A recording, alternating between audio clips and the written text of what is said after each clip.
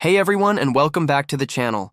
Today we're diving deep into the story of a man who didn't just play football, he revolutionized it.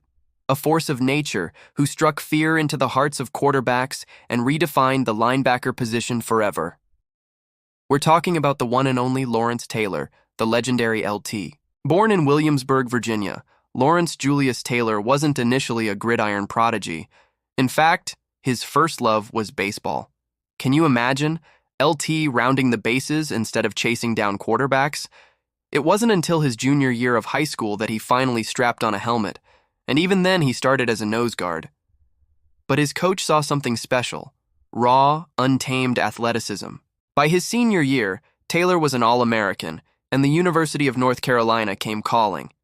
At Chapel Hill, Taylor was a beast.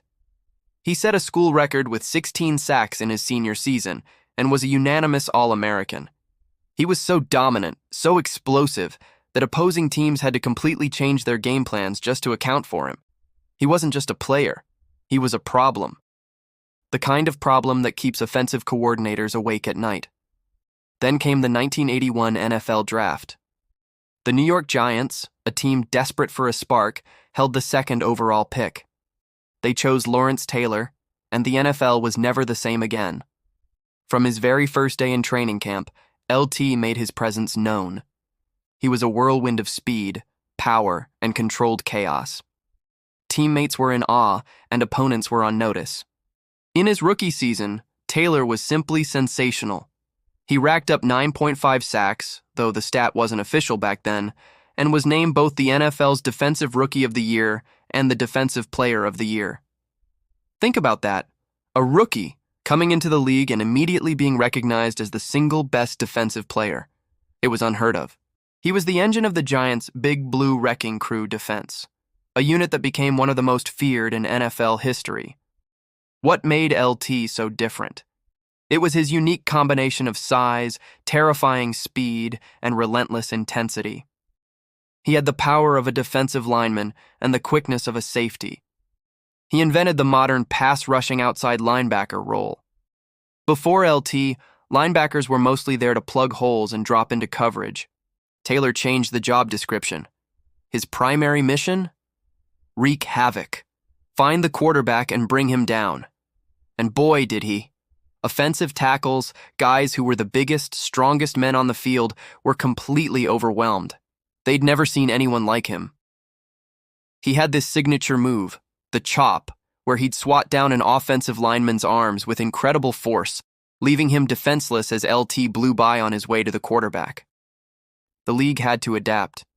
Coaches developed new blocking schemes like the zone blitz, and the role of the left tackle, the player responsible for protecting a right-handed quarterback's blindside, suddenly became one of the most important and highest-paid positions on the field, all because of one man, Lawrence Taylor. His impact was most famously demonstrated in 1986. That year, LT was an unstoppable force. He recorded a career-high 20.5 sacks, terrorized offenses week in and week out, and led the Giants to a 14-2 record. His performance was so transcendent, so completely dominant, that he did something almost unthinkable. He was named the NFL's most valuable player. To this day, he is the last defensive player to win the MVP award. It's a testament to just how much better he was than everyone else on the field.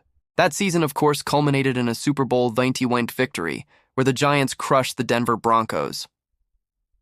LT wasn't just a regular season hero, he was a big-game player who thrived under pressure. He helped lead the Giants to another championship in Super Bowl XY5, a thrilling victory over the Buffalo Bills. Even in that game, battling injuries, his presence alone altered the Bills' offensive strategy. He was the heart and soul of those championship teams, the emotional leader who set the tone with his ferocious play. His career was a highlight reel of iconic moments. The image of him chasing down a running back from the opposite side of the field, the sight of him relentlessly pursuing a scrambling quarterback, his eyes locked on the target.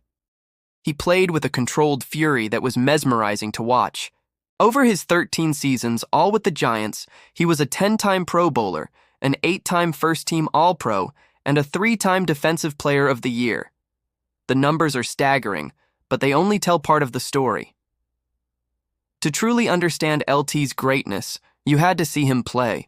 You had to see the fear in the eyes of his opponents. Legendary coach Bill Belichick, who was the Giants' defensive coordinator during LT's prime, said that Taylor was the greatest defensive player he's ever seen, and maybe the greatest player, period.